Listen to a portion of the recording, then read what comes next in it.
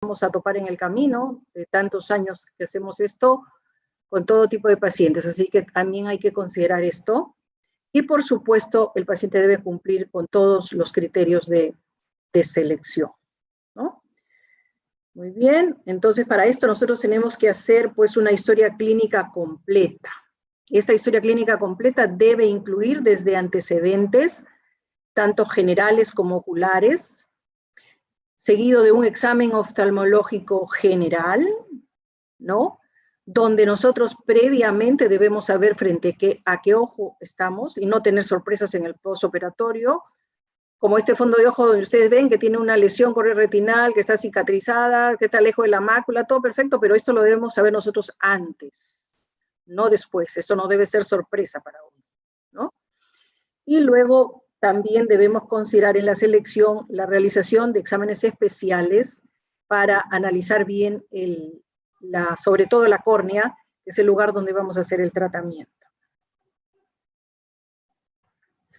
En cuanto a los exámenes, a los antecedentes generales, debemos considerar que los pacientes, por ejemplo, que tienen enfermedad activa del tejido conectivo, no son buenos candidatos.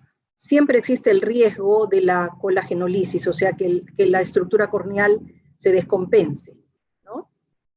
De igual manera, si estamos con un paciente inmunosuprimido, ¿no? Son pacientes complicados que pues van a tener alteración de la superficie, pueden estar propensos a infecciones, entonces no podemos considerarlos como candidatos.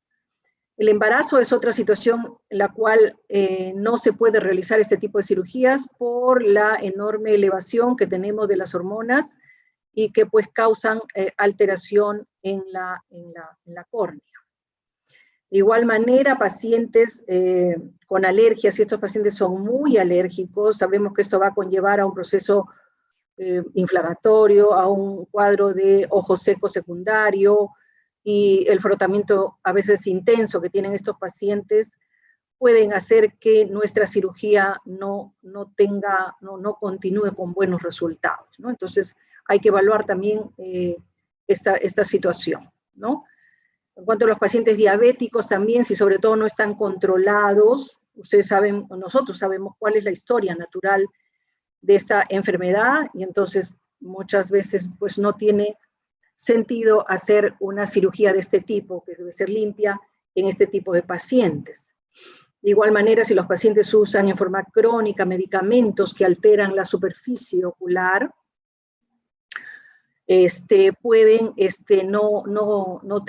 podemos no obtener buenos resultados en el postoperatorio, ¿no? También se describe, por ejemplo, en el uso de los anticonceptivos orales, el mayor riesgo de que pueda haber regresión.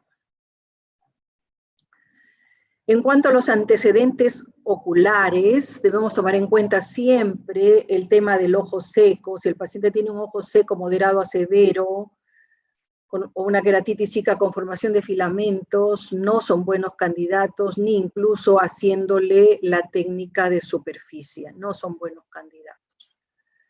Si un paciente tiene historia de herpes zóster ocular y ya el cuadro está inactivo por muchos años, se puede considerar hacer la cirugía, pero previamente debemos de usar antivirales para evitar la activación del cuadro, ¿no? Y bueno, si tienen más compromiso en el estroma corneal, es preferible no considerarlos.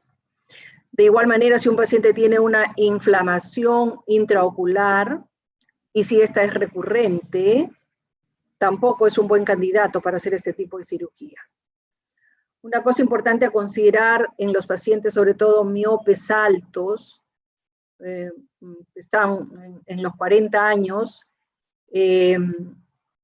evaluar bien la cápsula posterior. A veces estos pacientes se presentan con catarata subcapsular posterior. Hemos tenido casos en los cuales ya el paciente le evaluaron la córnea, todo estaba bien, tenía buena cantidad de tejido, todo perfecto, pero cuando le preguntas al médico y le dices por qué su agudeza visual no corrige bien, por qué no corrige bien, lo llevas a la lámpara de hendidura y resulta que el paciente tiene una catarata subcapsular posterior. Pacientes con retinopatías Con retinopatías tampoco sabemos cuál es la historia y el curso natural de esta enfermedad, pues el tiempo de duración de esta cirugía no va a ser lo apropiado, ¿no? En cuanto al glaucoma o sospecha de glaucoma, generalmente pues el diagnóstico de glaucoma lo estamos haciendo sobre los 40 años, considerando que estos pacientes tienen que usar sus gotas pues permanentes, generalmente de por vida, si es que no se les somete a otra alternativa de tratamiento, y sabemos que estos tratamientos nos conllevan a una alteración de la superficie ocular. Y si a esto le sumamos que la córnea delgada de por sí parece ser un factor de riesgo independiente para el desarrollo del glaucoma, y nosotros con la cirugía de excimer láser le vamos a adelgazar mucho más la córnea, ¿no?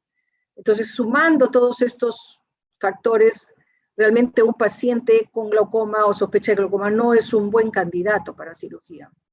Más aún que ya con los estudios de la histéresis corneal, donde se está demostrando que estos pacientes que tienen glaucoma de tensión normal también tienen alteración en la estructura de su córnea.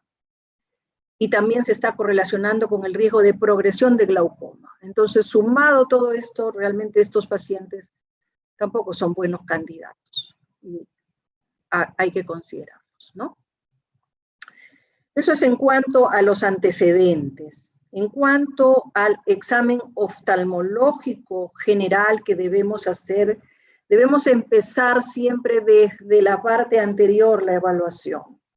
Si un paciente, por ejemplo, tiene una blefaritis leve, un poquito moderada, nosotros tenemos que tratar previamente y con tiempo, no en el preoperatorio inmediato, con tiempo, porque los detritus de estas glándulas de meibomio, cuando uno hace el procedimiento quirúrgico y pone el blefaróstato y genera la succión, se liberan este contenido y muchas veces pueden aparecer debajo del colgajo, y si están en el centro, pues nos van a fastidiar y nos van a dar mala calidad de visión.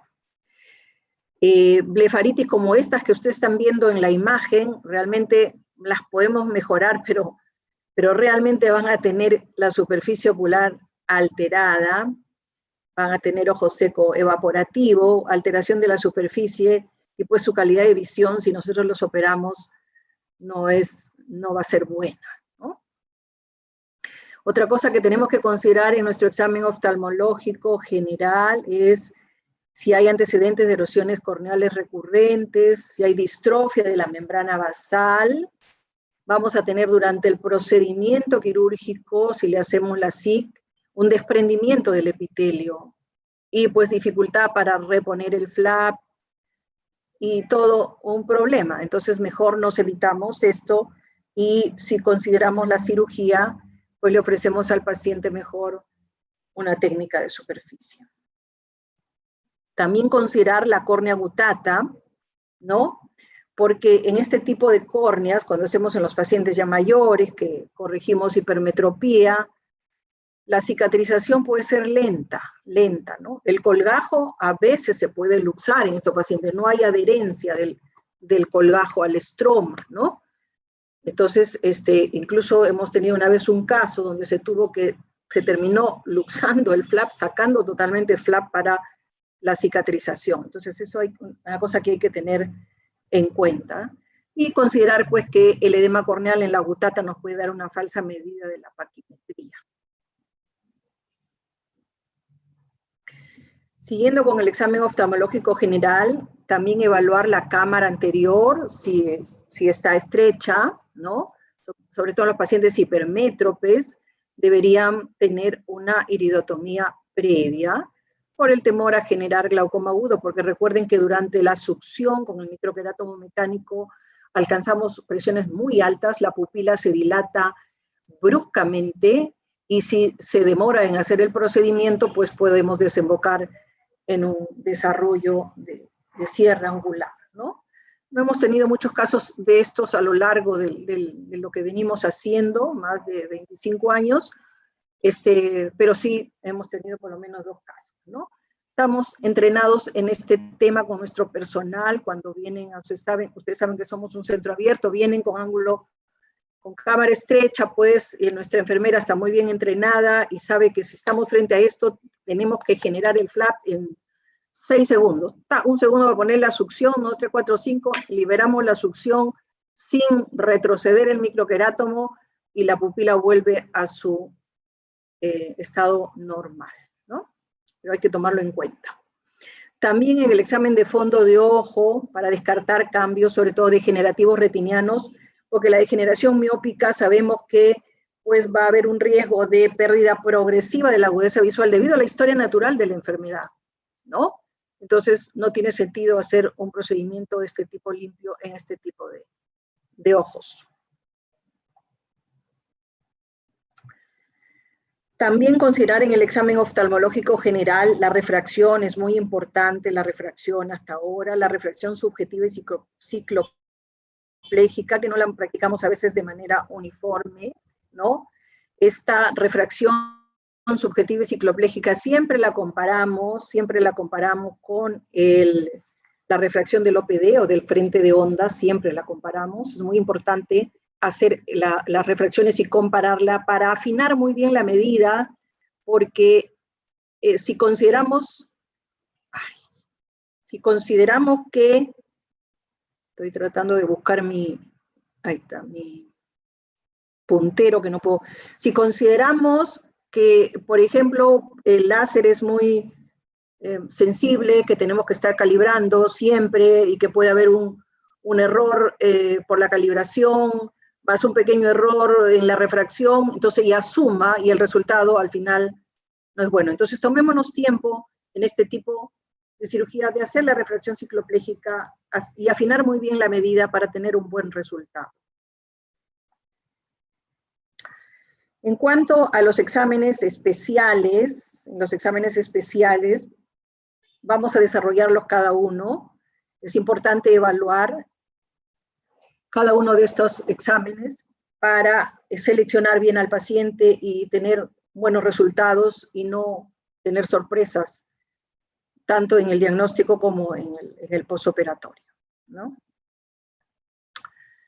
En cuanto a la topografía, es importante que sea realizado también por personal entrenado, ¿no? Entrenar bien a nuestro personal, ya sea el optómetra, la enfermera, la técnica, que tienen que considerar bien la apertura palpebral, no comprimir al ojo cuando se le hace el examen, considerar artificios de la película lagrimal. Ustedes ven ahí una topografía que pareciera patológica, pero lubricando el ojo se eliminó todo eso, simplemente fue un poco de moco, y a veces nos presenta pues el personal técnico estos exámenes y analizando bien uno se da cuenta y hace repetir el examen y resulta que solamente fue un artificio, ¿no?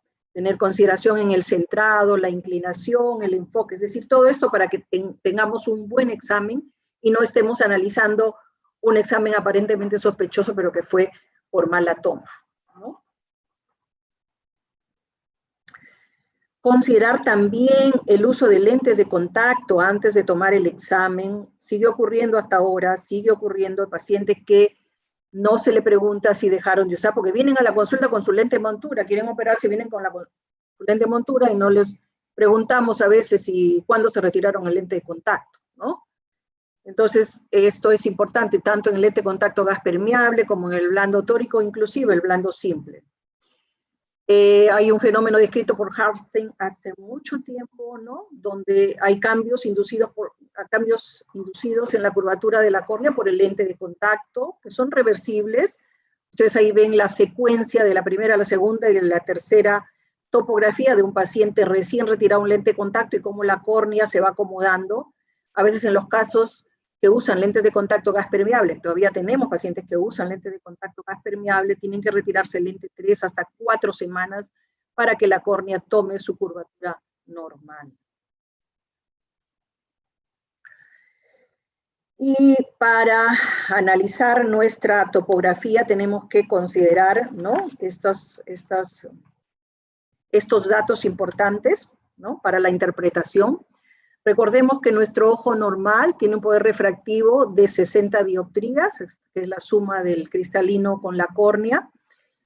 Las 2/3 partes radican en la córnea, 40-45 dioptrías, y a su vez en esta córnea el 90% del poder va a estar en la cara anterior. Es aquí donde realizamos la cirugía con excimer láser o la extracción del lentículo con femtosegundo, ¿no? Entonces es una cosa que tenemos que analizar muy bien para poder hacer nuestro procedimiento y nuestro tratamiento. Entonces hacemos los exámenes de topografía usando dos tecnologías. Nosotros hacemos usando dos tecnologías: el disco de Plácido, que sabemos que genera datos de curvatura de gran precisión, disco de Plácido para cara anterior, y también usamos los tomógrafos que hacen topografía y utilizan como tecnología el principio de Scheinflug y que nos proporcionan datos, muy buenos datos de elevación, ¿no? Nosotros usamos el OPD Scan, que tiene 33 anillos de Plácido, ¿no? Es un número importante de anillos que nos permite una precisión en la detección de todos los cambios en la curvatura. Nos proporciona unos 11.880 puntos de data y nos permite todo eso analizar en diferentes mapas. Es un equipo que nos da bastante información, no solamente de topografía, sino de aberrometría, de refracción de la aberrometría, aberraciones. Ustedes están viendo ahí en la presentación. No sé por qué no puedo entrar con mi, ¿no? Una serie de datos nos proporciona. Incluso hay un software ahí que nos analiza frente a qué ojo estamos, es un ojo normal, si tiene sospecha de ectasia o si tiene pelúcida, queratocono, nos da el diámetro pupilar, fotópica, mesópica, ángulo capa, etc. Es un equipo que nos da bastante información sobre el globo ocular. Con todo esto ya podemos pasar a analizar cuándo estamos frente a una topografía normal, ¿no? Cuando yo digo que esta topografía es normal. Esta topografía que le estoy presentando es una topografía normal, ¿no? Entonces empezamos a analizar que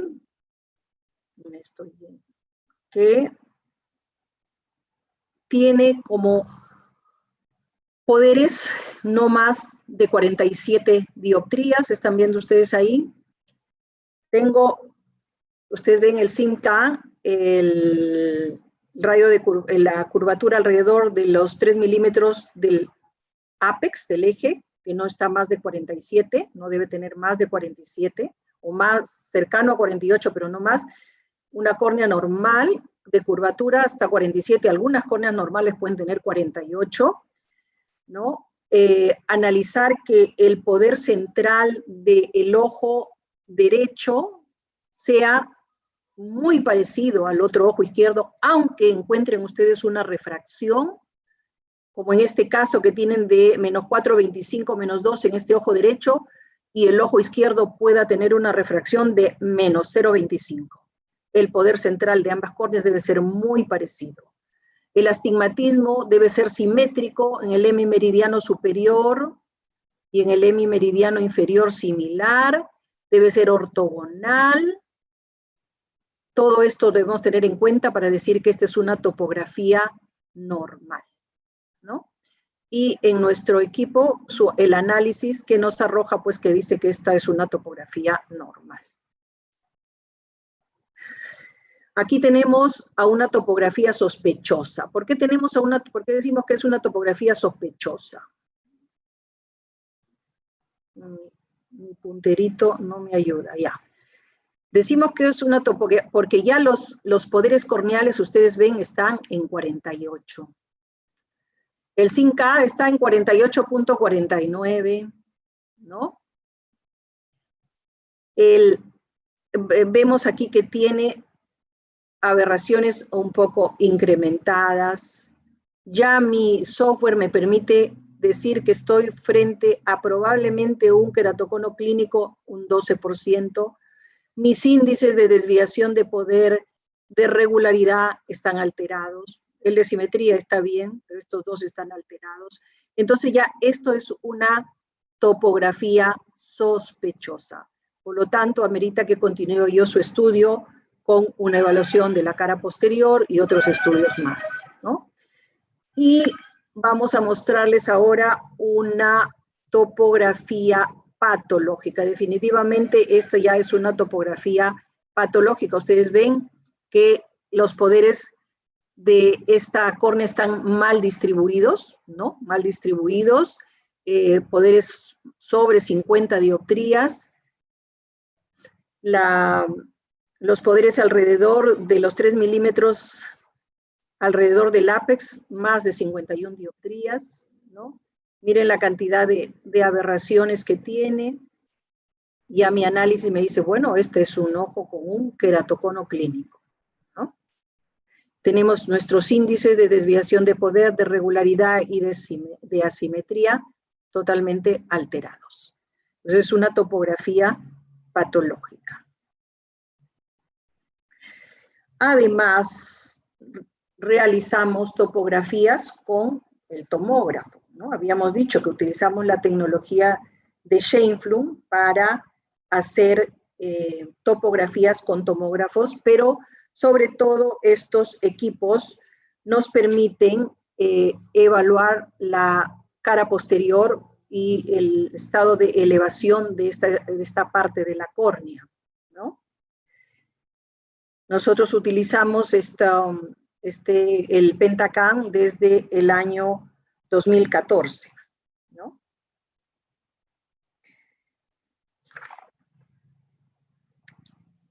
Seguimos. Y avanzando con la tecnología, ¿no?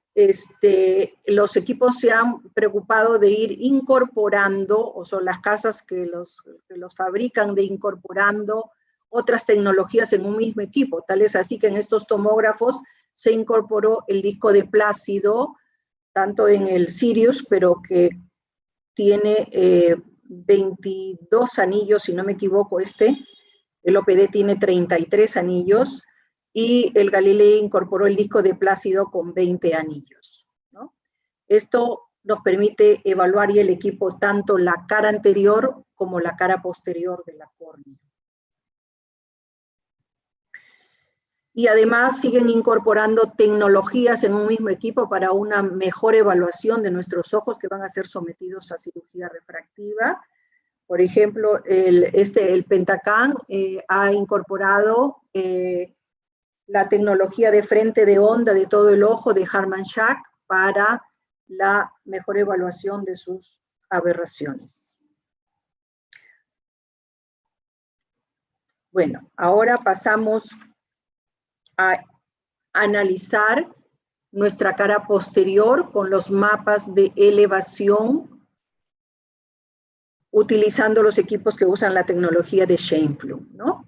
Ustedes ven en el extremo izquierdo una cara posterior de la córnea normal. La interpretación que se hace de los mapas de elevación son inversos a los mapas axiales, ¿no?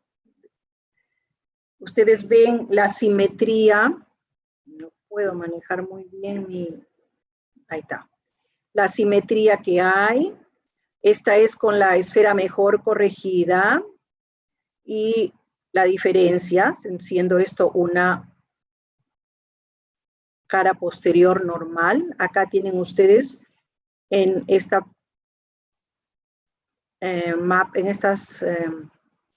mapas de elevación, un mapa de elevación sospechoso, donde ustedes empiezan a ver la asimetría con la esfera mejor corregida, cómo se incrementa, y es una cara posterior sospechosa, ¿no? Y en el extremo derecho ustedes tienen a una mapa de elevación posterior patológica, ¿no? Ya se ven ustedes desde este es el mapa de elevación del ojito estudiado. Luego tienen aquí con la esfera mejor corregida y pues la diferencia patológica, ¿no? Consideramos a la elevación posterior menos de 12 como micras como normal, más entre 12 y 16 sospechosa y más de 16 patológica.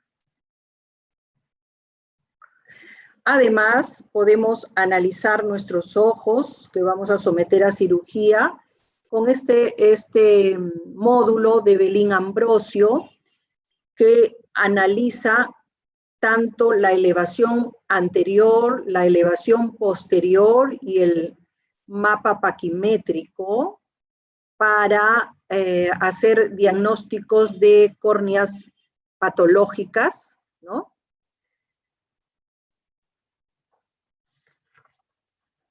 Aquí es importante analizar sobre todo el perfil de progresión de la paquimetría corneal, ¿no? Entonces, en este ojo que es patológico, ustedes ven que en el grosor, en los círculos, como que, ¿no?, van bien, pero que en el perfil de progresión de la paquimetría sí definitivamente sale fuera, ¿no? Y sus índices, pues aquí los tienen ustedes alterados, ¿no? Esta es una córnea con elevación patológica, con el índice de progresión normal es menos de 1.2, acá estamos en 1.54, estamos frente a una córnea patológica. Además, tenemos como ayuda en el tomógrafo de Pentacam al software de Belin ABCD, que es una nueva clasificación de queratocono, ¿no?, donde usa datos tomográficos para reflejar mejor tanto los cambios anatómicos como funcionales del queratocono. Esto se basa en la publicación del Consenso Mundial sobre Queratocono y Enfermedades Ectásicas. Ha sido reconocida por las diferentes sociedades de córnea como un nuevo parámetro para diagnóstico de queratocono, ¿no? En este caso, Belin lo que usa es, aquí viene del ABCD, ¿no? Usa el radio de curvatura de la superficie anterior, en este caso él sí usa de los 3 milímetros alrededor del punto más fino, a diferencia del Belin-Ambrosio, que ellos eliminan eso, usa una esfera más grande y hacen su data con eso, ¿no? En este caso, Belin usa el radio de curvatura de los 3 milímetros del punto más fino de la cara anterior. El B viene de la cara posterior y luego usa el otro parámetro de paquimetría en el punto más fino de la córnea, ¿no? Ustedes ven acá, el punto más fino de la córnea está en 544 y se coloca acá. Y también considera la agudeza visual mejor corregida para distancia. Y además, si existe la presencia de cicatrices. Entonces, con todo eso se hace una clasificación de queratocono que va de 0 a 4. Tiene su tabla y uno puede ver, y es una nueva forma de diagnóstico, ¿no? Y él usó, en este caso, Belin, el radio de curvatura porque en la cara anterior y en la cara posterior lo estamos midiendo de esa forma, entonces se puede comparar. Es importante que también vamos a tener en este equipo una incorporación para un análisis de la progresión de queratocono después del tratamiento de cross-linking. Tengo entendido que en febrero de este año, al parecer, ya se ha sido evaluado y va a ser incorporado a este equipo para el análisis después de que hemos hecho cross-linking a los pacientes con queratocono. También otro examen especial que tenemos que considerar y que se está hablando pues bastante, o no, se está hablando últimamente acerca de la tomografía de coherencia óptica de segmento anterior, que muestra imágenes de alta resolución para evaluar el epitelio de nuestra córnea. En casos sospechosos se están desarrollando mapas epiteliales, ¿no? Se sabe que en las zonas donde la córnea está más curva, nuestro epitelio está más delgado, y a la inversa, en las zonas más planas, el epitelio está hipertrofiado. Aquí en este mapa ustedes ven la correlación que hay entre este mapa epitelial y en el Belling-Ambrosio, la zona de mayor curvatura, cómo se correlacionan. Menos epitelio con más curvatura, ¿no? Entonces, se está usando esta herramienta para casos en los cuales pues tenemos sospechas o como otra herramienta más para nuestro análisis en caso tengamos dudas de nuestro diagnóstico, ¿no? En cuanto a la paquimetría, es un parámetro que tenemos que tener en cuenta, sobre todo para ver la cantidad de consumo de tejido que podemos realizar, ¿no? Tenemos la paquimetría óptica y la de ultrasonido. Antes había pues una como discrepancia entre si la medíamos mejor hacíamos la paquimetría óptica o la paquimetría con ultrasonido, pero ahora ya, por lo menos el Pentacam no considera película lagrimal en la medición, entonces también puede ser considerada como parte de la evaluación, tanto las dos, como la óptica como la de ultrasonido. Lo importante en la paquimetría es la medición del grosor tanto en el preoperatorio como en el intraoperatorio. ¿Por qué? Porque la generación del flap, en el caso de los microquerátomos mecánicos, pues no es un valor estándar, hay una variación, ¿no? Dependiendo del grosor de la córnea, de la velocidad que le imprimimos al microquerátomo. Entonces, es importante medir el lecho residual para no sobrepasar el total de córnea que debemos dejar y evitar descompensación de esta córnea, ¿no? En el caso del láser de femtosegundo, más bien las variaciones son menos, ¿no? Entonces son más exactas, digamos, conocer cuánto de grosor corneal vamos a tener si hacemos nuestro flap con el láser de femtosegundo que con el microquerátomo mecánico, ¿no? Entonces es importante la paquimetría para esto, para respetar nuestro lecho corneal y ver la cantidad de medida que podemos corregir.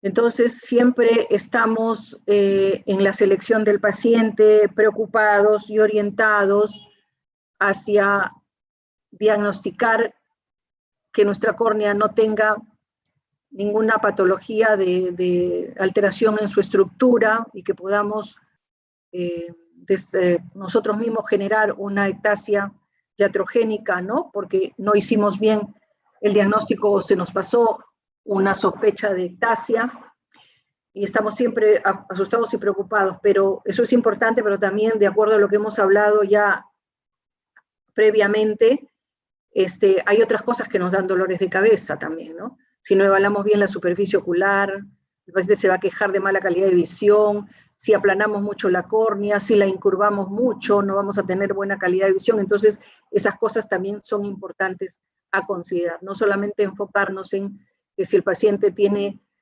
sospecha de ectasia o ectasia, sino también en las cosas previas que hemos hablado en esta presentación. En cuanto al otro examen que debemos evaluar, ¿no? Es la aberrometría, ¿no? Sabemos que hasta el año más o menos, si no recuerdo, 95, 98, no hablábamos de este tema, hacíamos nuestras cirugías con excimer láser y no teníamos idea de esto, ¿no? Entonces se empezó a hablar recién en esa época. El primer láser de excimer que corregía con frente de onda apareció en el año 2000, ¿no? Y empezamos a hablar sobre este tema, ¿sí? Entonces es importante la evaluación primero, de esto primero entendiendo qué es una aberración, ¿no? ¿Qué es una aberración? ¿Qué son las aberraciones? Las aberraciones son pequeñas irregularidades, así es, irregularidades en las superficies ópticas del ojo, principalmente córnea, cristalino. También pueden haber en el humor vítreo, pero principalmente córnea y cristalino, ¿no? Entonces, estas irregularidades van a tener importancia si están acá. Si están bien acá y el tamaño de la pupila es la que ustedes ven, ¿no? No tiene mayor importancia, ¿no? Entonces, las aberraciones grandes, las de cuarto orden, sobre todo, van a estar generalmente en la periferia de la córnea, ¿no? En la periferia. Y va a depender del diámetro de la pupila el que corrijamos o no esas pequeñas irregularidades, ¿no? Sabiendo que son las aberraciones, ¿no? Y acá tienen ustedes abajo la gráfica, ¿no? Esta es la representación gráfica. La representación matemática es el polinomio de Cerny, que esta es la representación gráfica, y esta es una irregularidad. Estas aberraciones, cuando las medimos, tengamos cuidado, consideremos que nosotros no tratamos exámenes, tratamos pacientes, siempre hay que hacer la evaluación completa. Acá ustedes tienen una topografía, ¿no? De una paciente, miren la cantidad de aberraciones.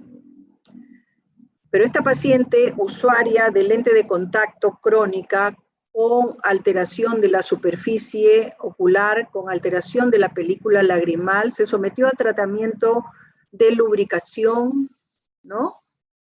Y ustedes al costado están viendo cómo esto desapareció, ¿no? O mejoró. Entonces tengamos cuidado cuando hacemos el análisis de las aberraciones, fijémonos bien cómo está nuestra superficie ocular. Considerar también que las aberraciones pues cambian con la acomodación, con el envejecimiento, es una cosa que hay que tener en cuenta, ¿no? Con la edad se modifican las aberraciones, sabemos, ¿no? En forma directamente proporcional y sobre los 40 años en forma exponencial. ¿Por qué ocurre esto? Esto ocurre por el envejecimiento de nuestro cristalino. Sabemos que las aberraciones de la córnea generalmente no van a cambiar, están compensadas por nuestro cristalino joven, pero que cuando envejece, las aberraciones del cristalino se van a sumar a las corneales y pues nos van a dar después mala calidad de visión, nos van a generar incluso aberración esférica que nos van a permitir no buena visión y mala calidad, ¿no? ¿Cómo cuantificamos estas aberraciones? Nuestras aberraciones las cuantificamos de tres formas, ¿no? Tres formas para cuantificar. Ustedes tienen la primera que cuantificamos, la desviación cuadrática media, o el famoso RMS, ¿no? ¿Qué cosa es esto? El RMS es la desviación que ocurre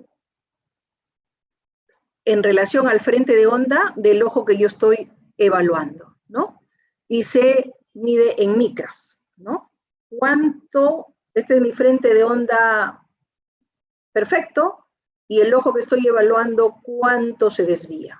Mientras menos el MRS y más cerca esté al onda perfecto, es mejor que cuando se separa del frente de onda perfecto, ¿no? Lo medimos en micras. Mientras menos sea el RMS, pues mejor es el frente de onda real.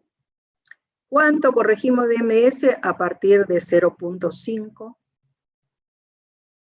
La otra forma de cuantificar es el PSF, el Point Spring Function. ¿Qué cosa es esto? Determina cómo yo veo un punto de luz remoto a través del frente de onda que he captado. Mientras más se parezca a un punto, menos aberrado está el ojo, ¿no? Acá está más aberrado, acá está menos aberrado. Cuanto más semejante a un punto. Ese es el PSF. Y la otra forma de cuantificar es la modulación de función de transferencia, que es un cociente entre la calidad un cociente entre la calidad de lo que veo sobre la calidad del objeto real. Son las tres formas como cuantificamos nuestras aberraciones, ¿no? Y lo importante de esto, de conocer y saber de esto y detectarlas, es, pues, si la detecto, tratarlas. Lo importante para nosotros es no incrementar. Nosotros empezamos a tener bastantes aberraciones o incrementar las aberraciones en nuestros ojos cuando empezamos a hacer la cirugía con excimer láser con tratamientos convencionales, ¿no? Hacíamos zonas ópticas muy pequeñas. En nuestro afán de corregir más medida, reducíamos la zona óptica más, y creábamos este cambio de curvatura, este famoso anillo rojo, que es un cambio brusco de curvatura, generando una aberración esférica, ¿no? Era un obstáculo, pues, para la visión normal, especialmente en la noche, ¿no? Pobre visión nocturna.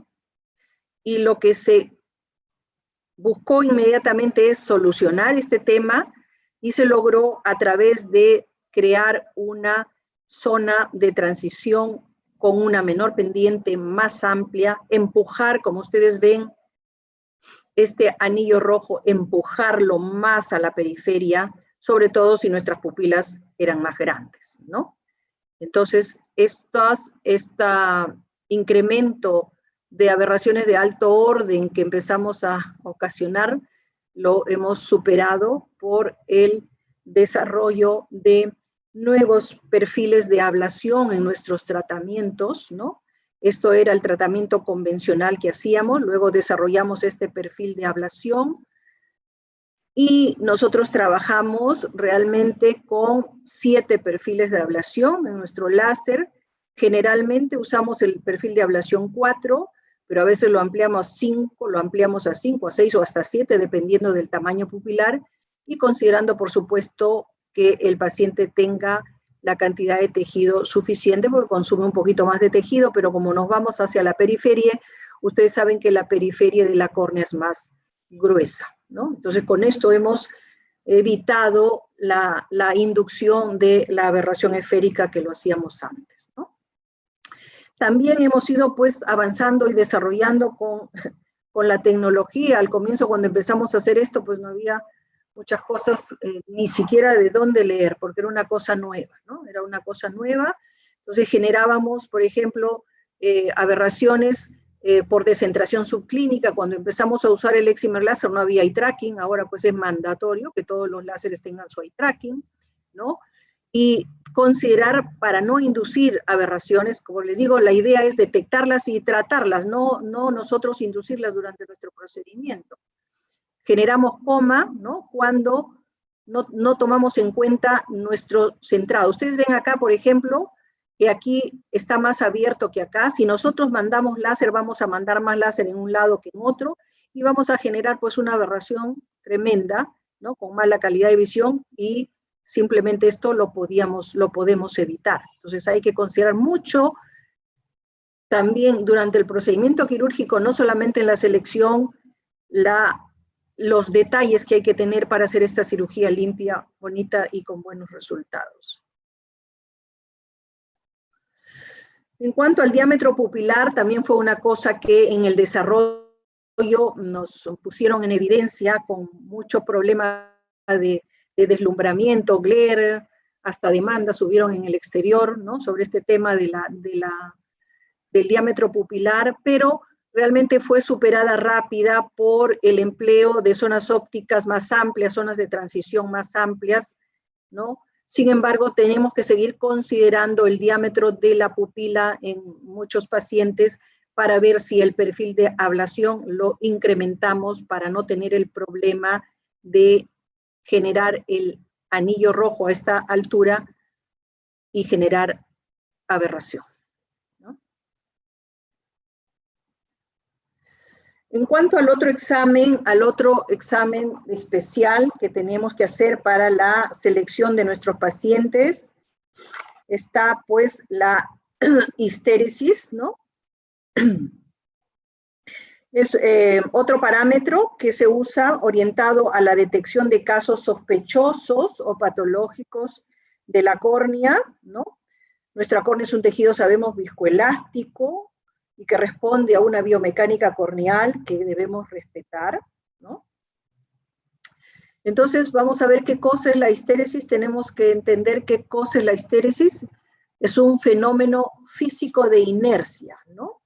Por el cual un material, en este caso nuestra córnea, ofrece resistencia a un cambio. Cuando nosotros le lanzamos el aire, ¿no? Tiene una resistencia, conserva sus propiedades, haciendo que el proceso de variación sea distinto cuando va que cuando regresa. En el sentido que va y en el sentido que regresa es diferente. Ustedes ven ahí en la gráfica cómo se grafica muy bien el efecto de la histéresis corneal, ¿no? Entonces, los estudios sugieren que sujetos que tienen pues baja histéresis corneal pueden ser considerados en términos simples que tienen córneas blandas, ¿no? Que su estructura no es lo suficientemente viscoelástica fuerte para resistir un procedimiento y pueden descompensarse.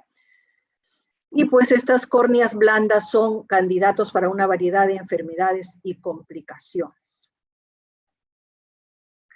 ¿Cómo medimos la histéresis corneal? Hay un equipo, ¿no? El ORA, el analizador de respuesta ocular, que utiliza un impulso, voy a usar esto, un impulso de aire, ¿no?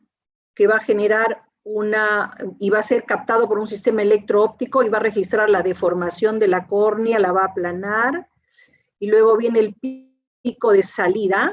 Esta diferencia entre la entrada y salida, esto es la histéresis corneal, ¿no?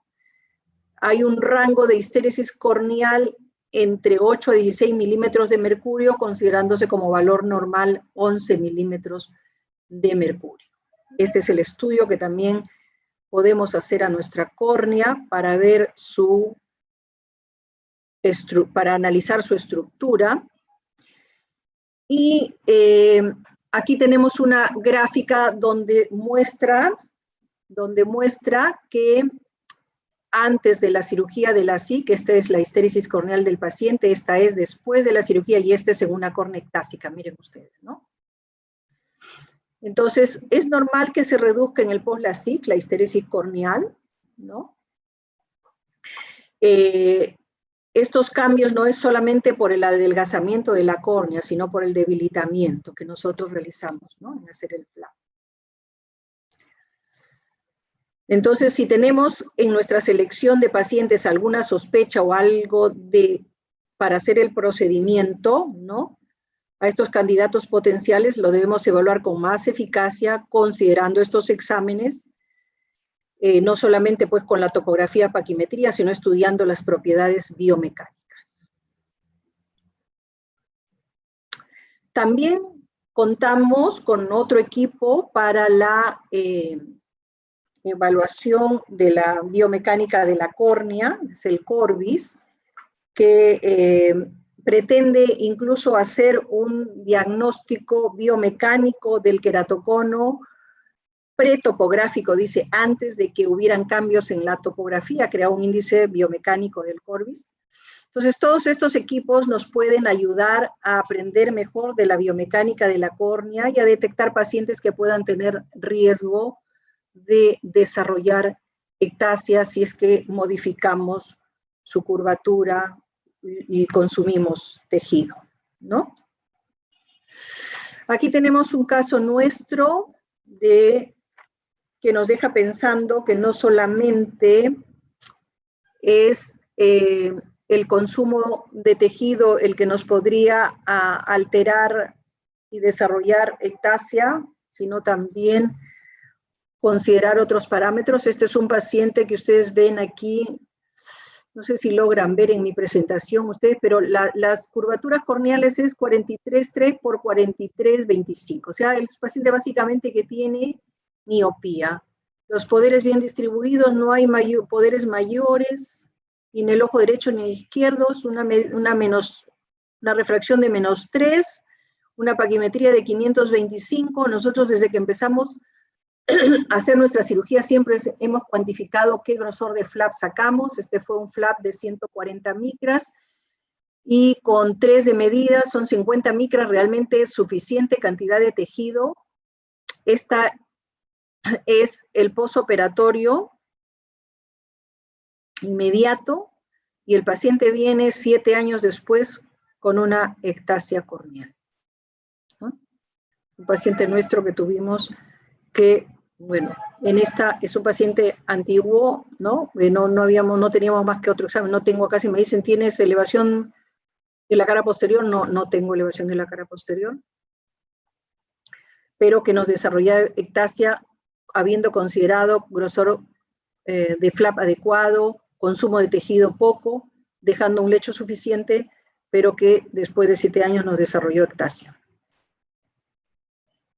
Entonces, habiendo ya seleccionado a nuestro paciente para la cirugía refractiva, habiéndole hecho todos sus exámenes, tenemos que nosotros mismos ya en nuestra mente analizar rápidamente, considerando estos 3 parámetros de poder, de curvatura y espesor corneal, si nuestro paciente que elegimos que topografía está bien, todo está bien, si podemos corregir toda su medida, dejando una córnea con una curva adecuada, con un espesor adecuado, ¿no? Entonces, no confundamos curvatura corneal con espesor, y que si podemos hacer, yo puedo tener 600 micras de espesor corneal, un paciente con 600 micras de espesor corneal, pero que por su curvatura corneal no le puedo corregir la medida que tiene. Si tengo un paciente que tiene menos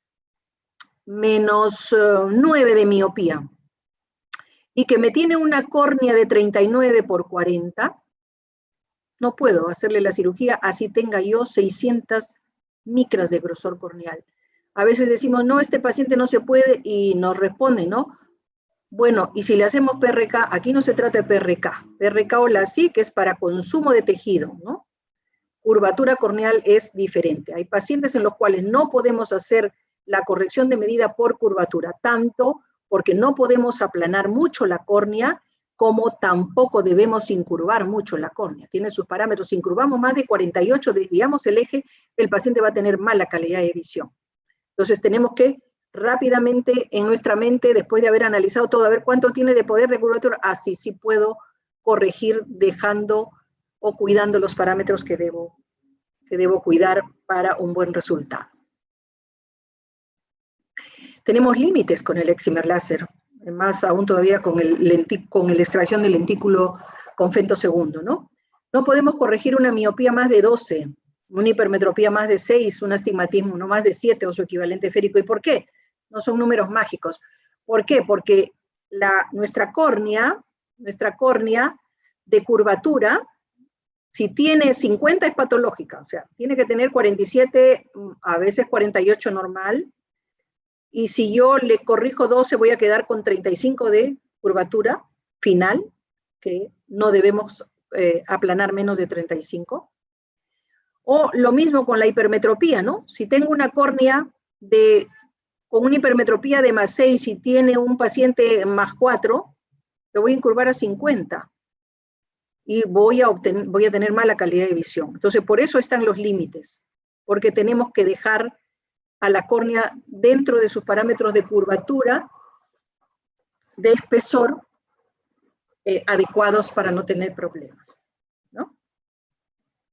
Creo que esta es mi última, sí, están mis hijas.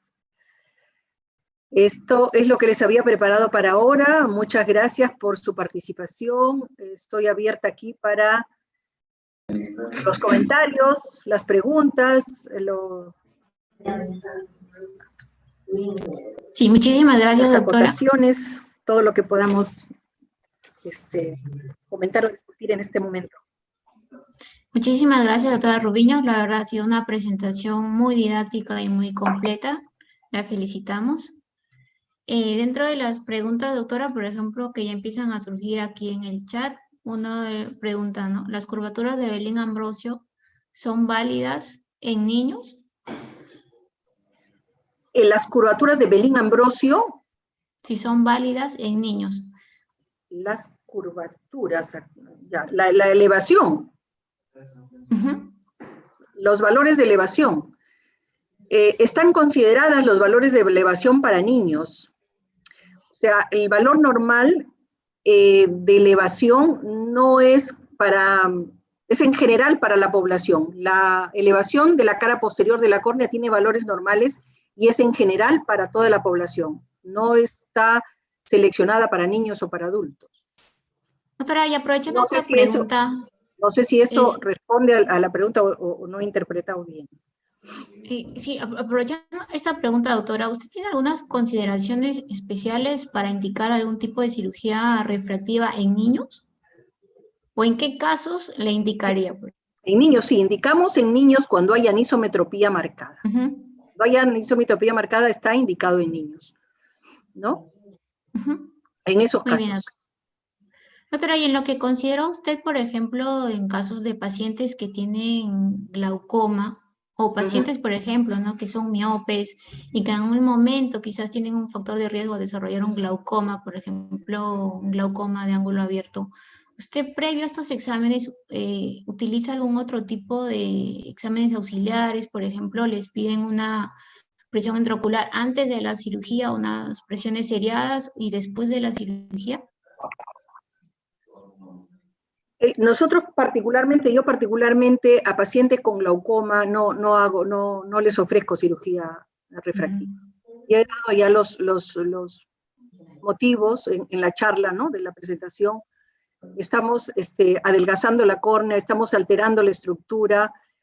Hay estudios ya ¿no? Que se está haciendo estudios sobre la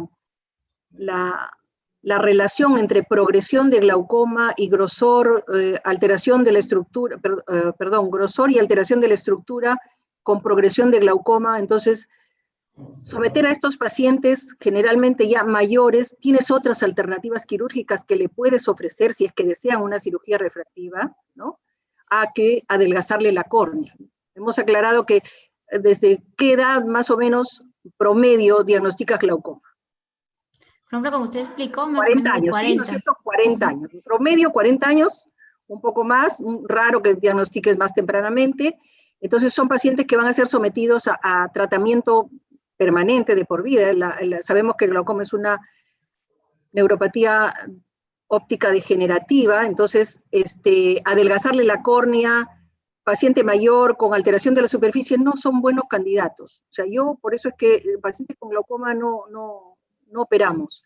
Les ofrezco, hemos desarrollado ahora, estamos desarrollando, creo que mañana hay una charla de FACO refractiva, donde se hace la cirugía, pues, bien evaluada el paciente y donde ofreces alternativa de visión de lejos y de cerca con los lentes avanzados que tenemos. Entonces, si deseas hacer una cirugía refractiva a un paciente con glaucoma, en mi opinión, tengo otras alternativas para ofrecerle que la cirugía con excimer láser. Muchas gracias, doctora. Justamente este tema que en realidad es muy controversial, ¿no? Hay autores Es que controversial. consideran que sí y hay otros que no, ¿no? Por las mismas razones que usted explicó. Doctora Soto, no sé si hay algunas preguntas más ahí en el chat. Sí, doctora. Por aquí nos preguntan si los retoques en cirugía refractiva aumentan el riesgo de ectasia. Ya, para hacer un retoque siempre tenemos que evaluar el ojo, la córnea bien, ¿no? Nosotros en nuestro centro tenemos registrado el grosor de flap, cuánto de lecho hemos dejado, cuánto hemos consumido de tejido, y si tenemos el examen normal, porque cuando vamos a hacer un retoque, siempre pensamos o sospechamos, ¿es una regresión o es una ectasia? Entonces, descartando el tema de ectasia, bien evalúa el paciente. Si es una regresión, yo evalúo si tengo suficiente cantidad de tejido para hacer, ¿no? Y si hacemos la SIC, incluso retoques en la SIC, hemos levantado flap después de, creo que nuestro récord, no sé si es 18 años, después de 18 años hemos levantado un flap para hacer un retoque de medida que le ha parecido al paciente. Entonces, para hacer complemento tenemos que tener en claro siempre bien si es o regresión de medida o el paciente está desarrollando ectasia. Entonces, una vez discernido eso, no está desarrollando ectasia, todo está bien, evaluamos si hay la cantidad suficiente de tejido, cuánto de medida para hacer el complemento o el retoque, ¿no? No forzamos el retoque. Si no hay tejido suficiente, no hay retoque.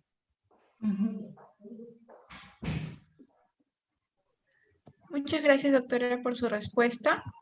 Preguntan también si en casos de que exista un leucoma producido por cuerpo extraño o por queratitis periféricas pequeñas, ¿contraindican la cirugía refractiva? A ver, si hay, ¿me puedes repetir la pregunta? Si hay, ¿cómo dijo? Si es que existiera algún tipo de leucoma por alguna lesión como cuerpos extraños Ya, o queratitis periféricas, ¿estos contraindicarían la cirugía refractiva? no contraindican.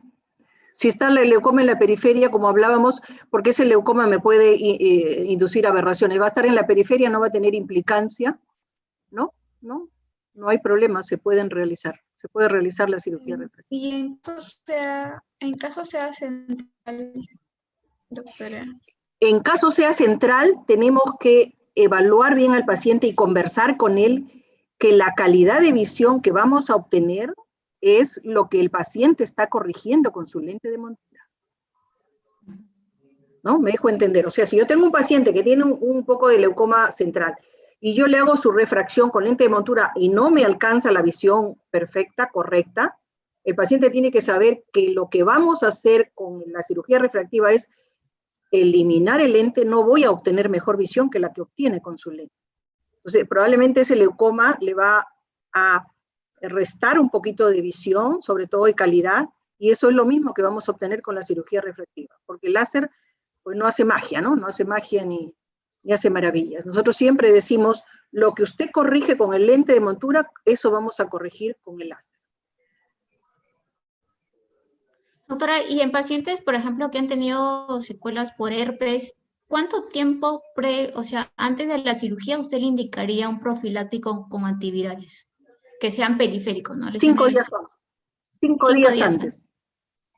5 días antes. Ese es nuestro protocolo. Y tiene que haber estado inactivo por lo menos un año inactivo. Doctora, por acá pregunta si es válido para todos los pacientes medir la histeresis corneal. No es válido. Particularmente nosotros no tenemos el equipo de histeresis corneal. Hacemos la evaluación con el de la cara anterior, de la cara posterior. Ante sospecha, pues no operamos al paciente, ante mucha sospecha, ¿no? Dependiendo, porque hay que hacer el análisis, es diferente si tú me traes a un chico de 20 años que tengo sospecha, ¿no? A que si viene un paciente de 30 a 35 años, a que si el que de sospecha tiene la córnea en 480 o tiene la córnea en 580, o sea, hay varias cosas que hay que analizar para decidir la conducta. Varias cosas que hay que analizar.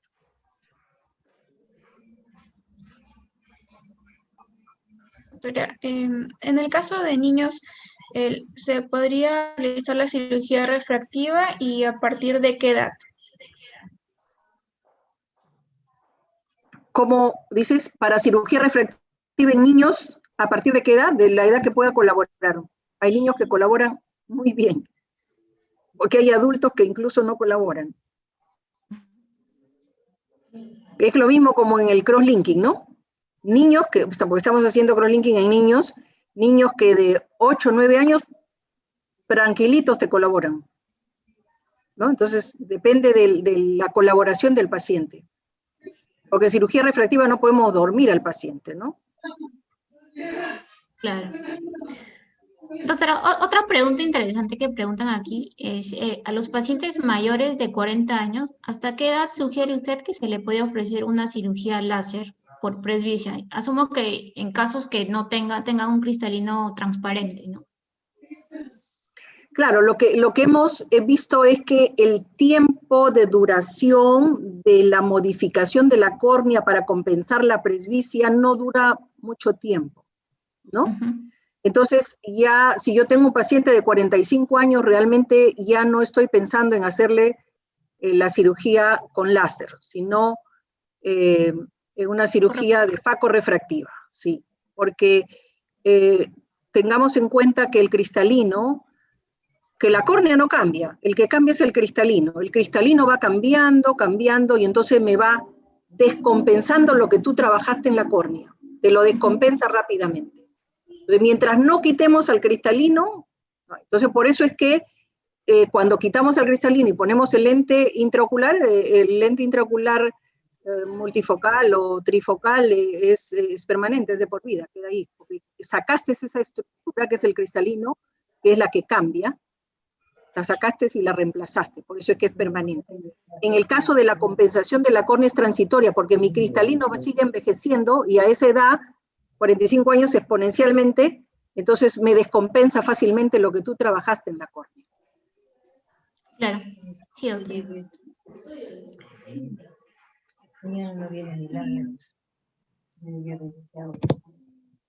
Doctora, ya no se ven más preguntas en el chat. Sí, muchas felicitaciones por su excelente exposición. Sí, justo acaba de aparecer una pregunta que le pregunta acá del chat que dice, ¿los parámetros de defecto refractivo mínimo ha cambiado? Los parámetros de... se me fue acá. Acá preguntan si los parámetros de defecto refractivo mínimo ha cambiado en una miopía mínima. ¿Desde cuándo podemos, desde qué cantidad de miopía podemos operar? No, operamos desde menos 0,75 si el paciente lo desea. Aquí hay otra pregunta muy interesante que nos preguntan, ¿en pacientes operados de catarata con lente monofocal se le puede realizar el presbilasic? Sí, se le puede hacer una compensación en la córnea para aumentar la profundidad de foco. Y en el caso de pacientes que son mayores de 50 años con cristalino transparente, pero por ejemplo que tienen mala visión de lejos, pero no quieren usar, digamos, multifocales para de cerca, ¿usted le plantearía una facorrefractiva igual o podría aplicar ahí un láser? No, realmente los pacientes ya sobre los 45 años, ni siquiera sobre los 50, sobre los 45 años estamos ofreciendo cirugía facorrefractiva. Muy bien, doctor. Lo importante es siempre, en todo, hacer una buena evaluación al paciente. En todo, ¿no? Igual, para hacer una cirugía facorrefractiva, una buena evaluación al paciente, la cirugía pulcra y los pacientes van bien. Pacientes que hemos puesto Restor ya hace cuántos años tenemos ya pacientes con Restor, hace 15 años creo ya. Muchas gracias, doctora, la verdad ha sido una excelente charla, tan didáctica, realmente creo que todos hemos quedado muy satisfechos con su presentación. Le agradecemos muchísimo el habernos acompañado el día de hoy. Muchas gracias a ustedes. Para mí ha sido el gusto, más bien, siempre dispuesta a poder compartir con ustedes. A usted, doctora, la verdad, muchísimas gracias. Doctora Soto, no sé si nos puedas compartir la presentación del día de mañana. No, del día sábado, la presentación del día de mañana ha sido postergada. La presentación que sigue es el día sábado a las 6 de la tarde.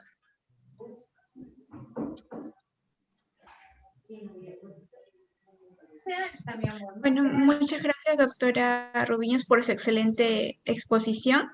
Y quedé invitada también, junto con todos los participantes, el día sábado a las 6 de la tarde. Continuamos con el curso, con el tema de ablación de superficie, PRK y trans-PRK con el doctor Marcelo Larco.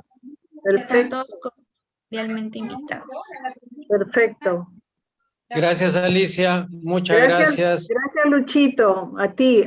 Muchas gracias.